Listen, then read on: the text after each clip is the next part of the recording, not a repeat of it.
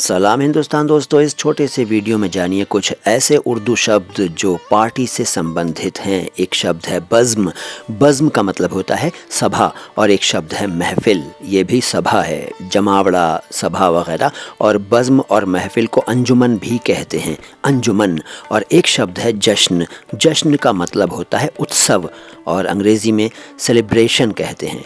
और तक़रीब भी एक शब्द होता है, तक़रीब, तकरीब नहीं तकरीब, इसका मतलब होता है आयोजन या वही फंक्शन, तकरीब। और दावत तो आप समझते ही हैं, दावत का मतलब आमतौर पर लोग भोज या डिनर पार्टी वगैरह या लंच की पार्टी वगैरह से, लंच की दावत से लगाते हैं। लेकिन दावत का शाब्दिक अर्थ है इनवाइट करना, निमंत्रण देना, आमंत्रण देना, बुलाना, दावत। इसके बाद एक शब्द है ज़ियाफ़त।